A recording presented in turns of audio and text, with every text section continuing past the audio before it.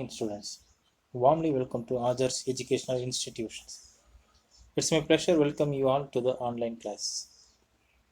Today we discuss the topic for alpha, beta, and gamma decay and nuclear fission and then nuclear fusion and the difference between nuclear fission and then fusions. Let's start the topic for alpha decay. A nuclear reaction in which an unstable parent nucleus is emit an alpha particles and form a stable daughter nucleus is called as alpha decay. So, in alpha decay, the unstable parent nucleus emit the alpha particles to form a stable daughter nucleus is called as alpha decay. The decay of uranium 238 to thorium 234 with the emission of alpha particles. Just you see the examples. When a uranium 238, that means uranium 238, its emission of alpha particle, it gives a thorium 230 and then helium. It's alpha decay and then alpha and then energy. So in an alpha decay, the parent nucleus emit a alpha particle, and so it's clear that for the daughter nucleus. The mass number, that means the mass number decreased by 4. The mass number decreased by 4. So here you see the mass number. So the mass number decreased by 4 and then atomic number decreased by 2. So this is called as alpha decay. The characteristics of alpha decay, alpha particle, it's a helium nucleus. It's a helium nucleus. It means a helium nucleus. It consists of 2 protons and then 2 neutrons.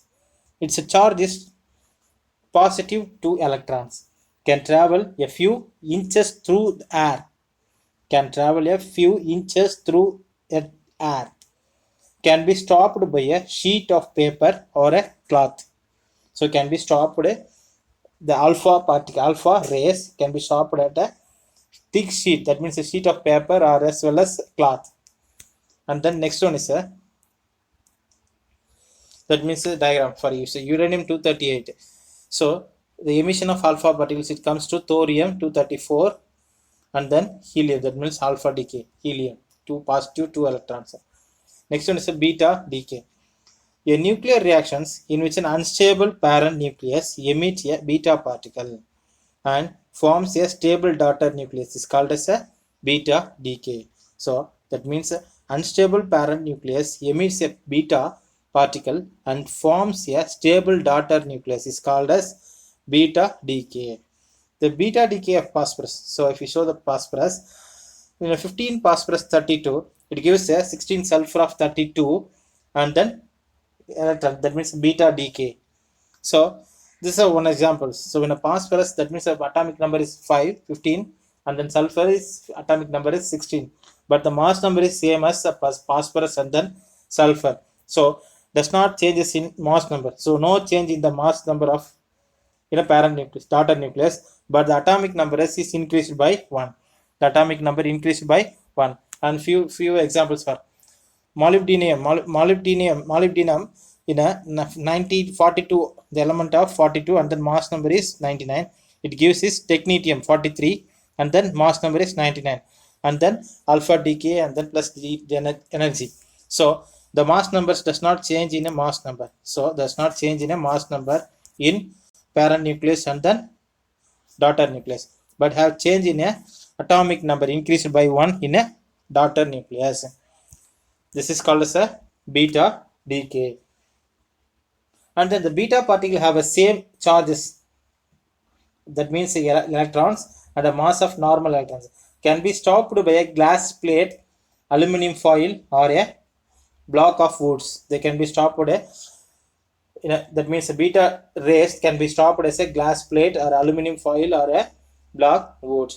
So in a nuclear reactions, the element formed as the product nucleus is identified by the atomic number of the resulting nucleus and noted by his mass number. Next one is a beta, that means a positive decay, positron decays, that means a positron decay. This type of decay occurs in proton rich nuclei only if the charge is, that means the energy is 1.02 milli electron volts. If the energy is less, the electrons capture will occur. The one proton converts to neutrons and then positron. Then the positrons, that means beta plus particles, will be ejected from the radioactive nucleus. So the examples: fluorine, atomic number is 9 and then mass number is 18. So it gives a oxygen, the atomic number of oxygens, so less by 1 unit. So that is in positron decay. That means a positron decay and then energies. So this type of positron decays, the atomic number is but the mass number is same, but atomic number less by 1 unit. So less by 1 unit. This is called as a positron decay. The positron in antiparticles of an electrons and beta electrons are beta, has same size of an electron but with a positive charge. The same size of electrons but with a positive charge. It will collide with any electrons. The result of the collisions is the annihilation of the electron and then positron, and the creation of gamma rays of photons. Creation of gamma rays photons. And the next one is a gamma decay.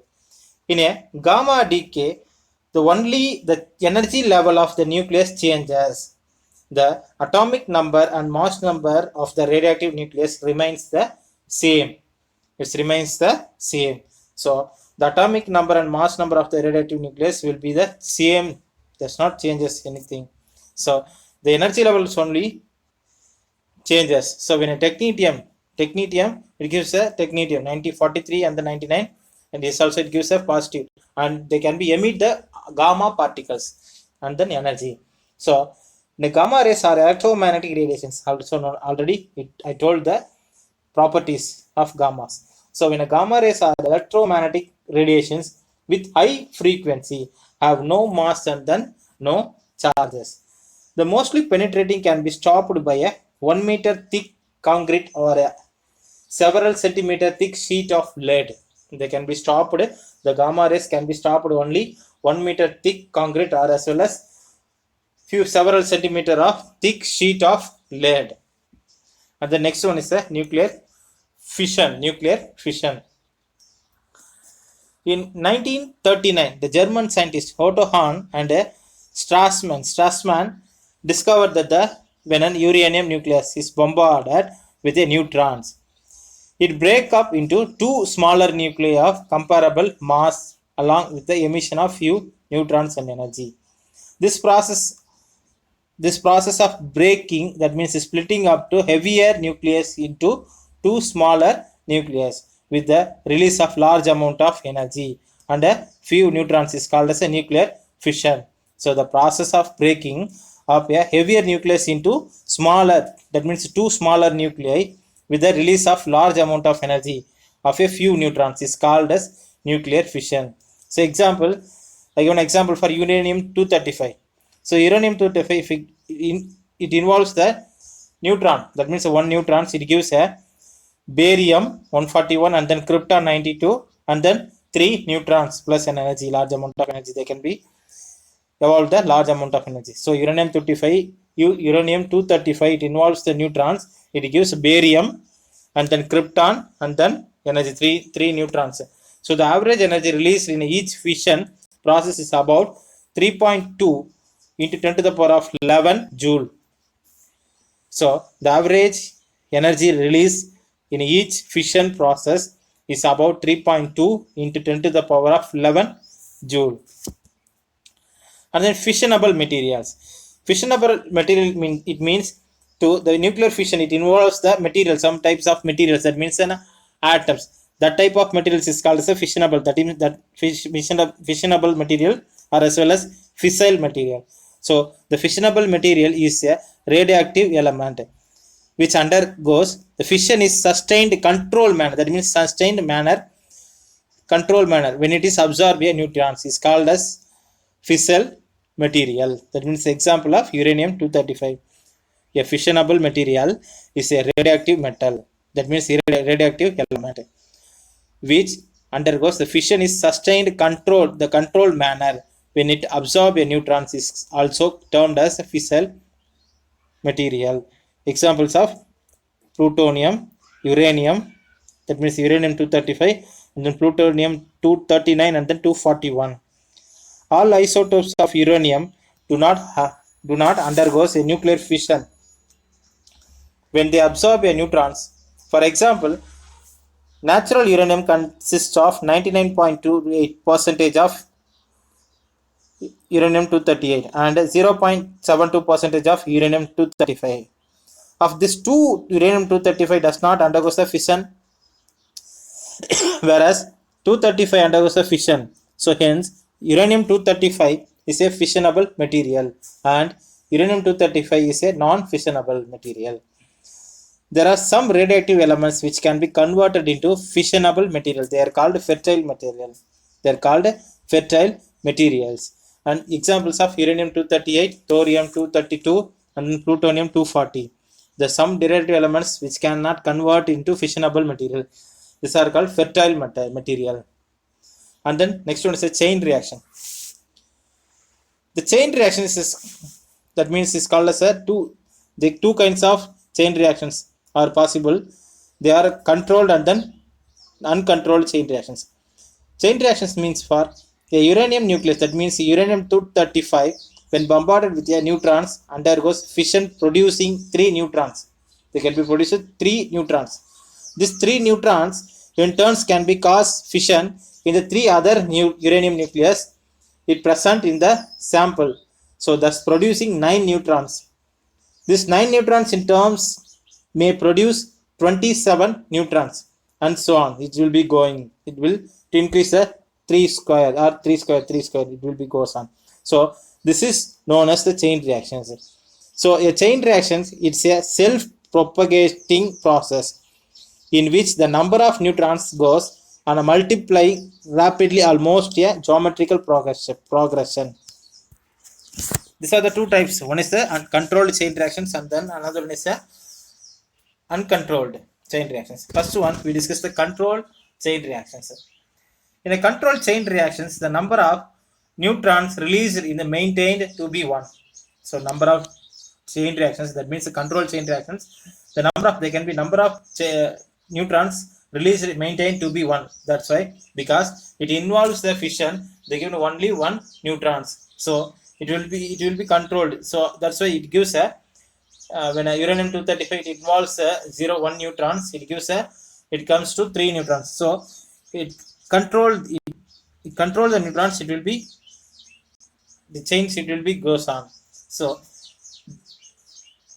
suppose if it is not controlled the chain, that means if it is not controlled by 1 neutrons, that means called as uncontrolled chain reactions. If it is controlled, it is means controlled by 1 neutrons. So when in the controlled chain reactions, the number of neutrons released in maintained to be 1.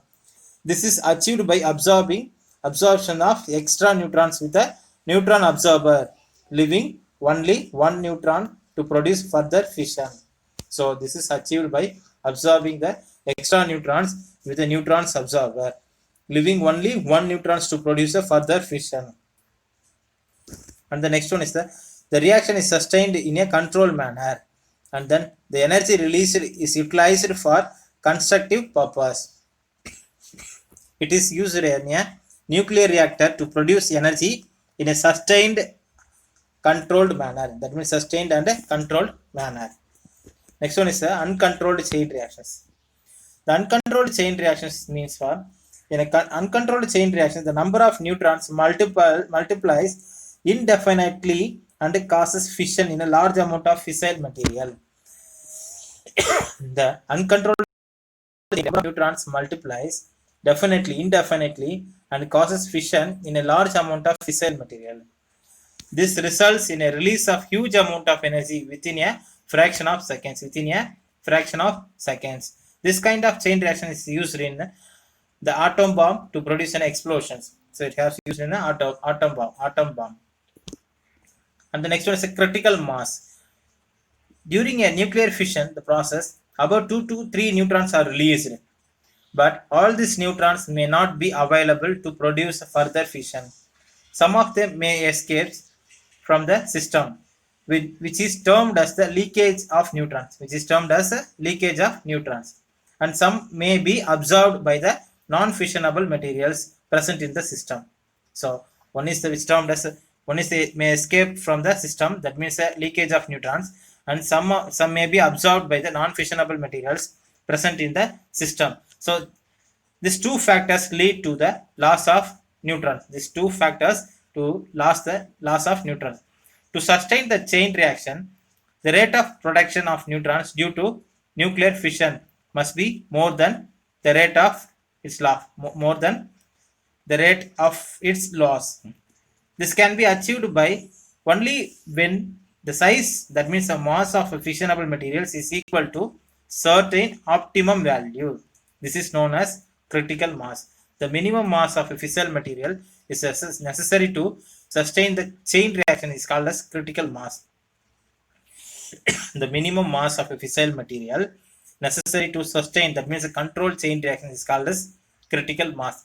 Depends on the nature, density and size of the fissile material. It depends on the nature, density and then fissile material. If the mass of the fissile materials is less than the critical mass, it termed as subcritical. The mass of a fissile material is less than the critical mass is termed as subcritical. If the mass of the fissile material is more than the critical mass, it termed as supercritical. So if the mass is less than the critical mass is termed as subcritical, and then if mass of the fissile material is more than the critical mass is termed as supercritical. And the next one is the atom bomb. The atom bomb is based on the principle of uncontrolled chain reactions. In uncontrolled chain reactions, the number of neutrons and the number of fission reactions multiply almost in a geometrical progression. They release a huge amount of energy in a very small time interval, that means a small interval of time, and to leads to explosions. This is the structure of an atom bomb. An atom bomb consists of piece of fissile material whose mass is subcritical. The piece has a cylindrical void. It has a cylindrical fissile material which can fit into its void, and then its mass also subcritical. When the bomb has to be exploded, the cylinder is injected into the void using a conventional explosive. The two pieces of fissile material join the form of supercritical mass. That means this fissile material join to form a supercritical mass which lead to an explosion. The structure of an atom bomb is shown in the figure. This is a gun barrel, then conventional explosive, and then hollow uranium bullet, and then cylinder targets. So during the explosion, termed as amount of energy in the form of heat, light and radiations is released. A region of very high temperature and pressure is formed in a fraction of seconds along with the emission of hazardous radiations like the gamma rays. That means along with the emission of gamma rays, that means a huge amount of gamma radiation they can be emitted, which adversely affect the living creatures. This type of atom bombs were exploded in 1945 at Hiroshima and then Nagasaki in Japan during the World War II. And then electron volt, that means EV. The electron volt is used as a nuclear physics to measure the energy of small particles. It is nothing but the energy of one electron when it is accelerated using a electric potential of 1 volt. So that means 1 electron volt is equal to 1.602 into 10 to the power of minus 70 joule. 1 electron volt is equal to 1.602 into 10 to the power of minus 90 joule. So 1 million electron volt is equal to 1 mega electron volt. 1 milli electron volt is equal to 1 million electron volt is equal to 1 mega electron volt. That means 10 to the power of 6 electron volt. The energy released in a nuclear fission process is about 200 milli electron volt. So 200 milli electron volt. Next one is a nuclear fusion. We have learned that the energy can be produced when a heavy nucleus is split into two smaller nucleus. So similarly, The energy can be produced when two lighter nuclei combine to form a heavier nucleus. This phenomenon is called as nuclear fusion. The process in which two lighter nuclei combine to form a heavier nucleus is termed as a nuclear fusion. The fission, that means two heavier nucleus, it involves that means two heavier nucleus, it involves into a two smaller nucleus. When a heavy nucleus is split into two smaller nucleus. Here, when a two lighter nucleus combine to form a heavier nucleus, in termed as a nuclear fusion. So deuterium, that means 1H2, that means a deuterium. So that represents isotopes of hydrogen known as a deuterium. The average energy released in a fusion reaction is about 3.84 into 10 to the power of minus 12 joule. So in a nuclear fission, the energy about average energy 3.2 into 10 to the power of minus 11 joule, but fusion 3.84 into 10 to the power of minus 12 joule. So the mass, so one proton and then one neutrons. So the two lighter nucleus, it can be produced in one heavier nucleus. That means heavier nucleus. So it gives a 2 helium of 3. That in mass number is 3, and then they can be produces one neutron and then energy. They can be form as energy. So the mass of daughter nucleus formed during a nuclear reactions. That means fission and fusion is lesser than the sum of the mass of two parent nucleus. So the mass of the daughter nucleus is formed during the nuclear reactions is lesser than the sum of the mass of the two parent nucleus. This is called as a mass defect. And this difference is mass is called as mass defect. And this mass is converted into energy according to the mass energy equivalence. This concept of mass energy equivalence was proposed by Einstein in 1905. It stated that the mass can be converted into energy. So the relation between mass and energy proposed by Einstein is equal to E is equal to mc square. That means c is equal to velocity of light. That means speed of light in vacuum, and m is equal to mass and the velocity of speed light is equal to 3 into 10 to the power of 8 meter per second. And the next one is the mass. And the nuclear bomb was dropped in Hiroshima during the World War II. The nuclear bomb, it was dropped in Hiroshima during the World War II. It was called as a little boy. It was a gun type bomb which used as a uranium core. The bomb which has subsequently dropped over Nagasaki was called as Fat Man. So the Hiroshima during the World War II, that means one nuclear bomb, that means a little boy, and the Nagasaki was dropped by another nuclear bomb, that means called as named as Fat Man. It's the little boy is called as a gun type bomb, and then Nagasaki Fat Man was an explosive explosion type bomb. So it is used as a plutonium core. So little boy is used as a uranium core, and then Fat Man it has used as a plutonium core. Next one is a condition necessary for nuclear fission. The Earth's atmosphere contains a small trace of hydrogens. If nuclear fusion is a spontaneous process to normal temperature and pressure, then the number of fusion process would happen in the atmosphere, which may lead to explosions. So the number of fusion process would be happen in the atmosphere, which lead to explosion. But we do not encounter any such explosions. That means can explain the answer. Nuclear fusion can take place under certain conditions. That means the conditions necessary for nuclear fusion. The nuclear fusion is possible only at a extreme high temperature. Nuclear fusion is possible only at extreme high temperature, the order of 10 to the power of 7 to 10 to the power of 9 Kelvin. 10 to the power of 7 to 10 to the power of 9 Kelvin. And a high pressure to push the hydrogen nuclei closer to fuse with each other.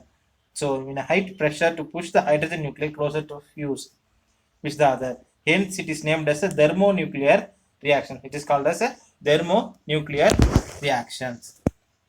The nuclear fusion is the combination of two lighter nuclei. The charge of both nuclei is positive according to electrostatic theory. When they come closer, they tend to repel each other.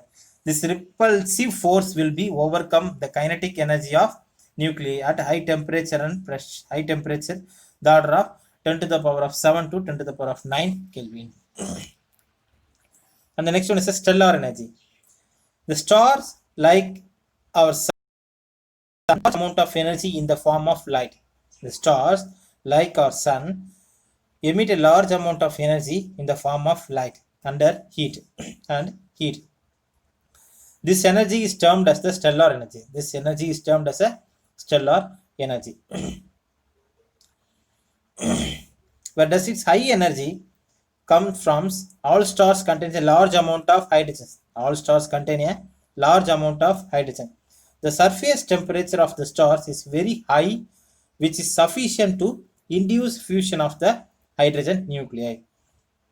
The fusion reactions take place in the course of sun and other stars, results in an enormous amount of energy is called as stellar energy. The fusion reactions take place in the course of sun and then other stars, results in an enormous amount of energy when it is called as stellar energy.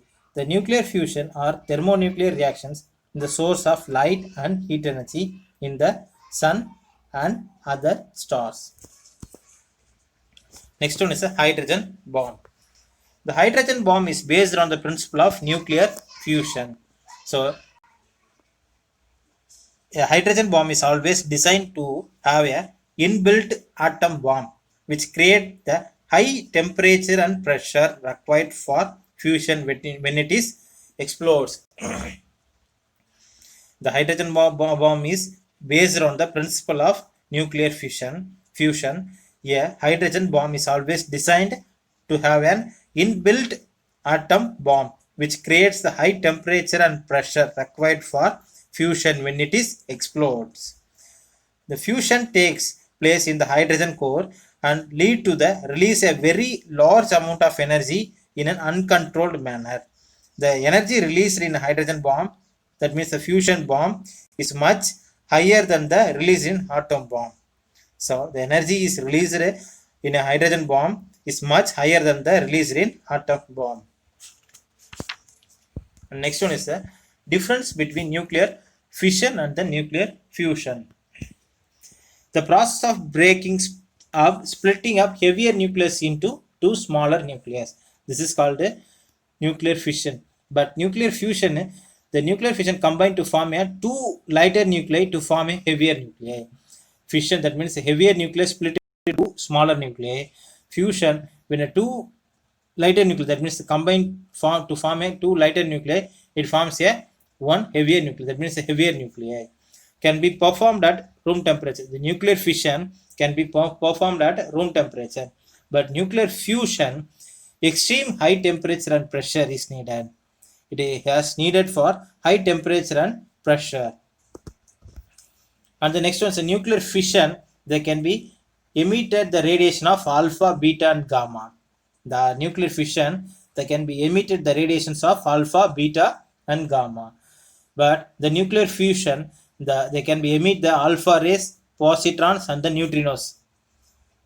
They emit the fusions or emit the alpha rays and positrons and then neutrinos. The fission lead to emission of gamma radiation. Fissions, they can be emit the gamma radiation. This trigger the mutations in the human gene. They can be affect the human gene and causes the genetic transform disease. That means மரபணு பிரச்சனைகள் அப்படின்னு சொல்லுவாங்கப்பா. It's only high, but the fusion is only light and heat energy is emitted. Only light and heat energy is emitted. The almost sun fuses about 620 million metric tons of hydrogen in each second and radiates about 3.8 into 10 to the power of 26 joule of energy per second. When this energy is radiated towards the earth, it decreases in its intensity. When it reaches the earth, its value of about 1.4 kilojoule per unit area in unit time. So when it reaches the earth, its value about 1.4 kilojoule per unit area in unit time. Thank you students. Thanks for watching these videos.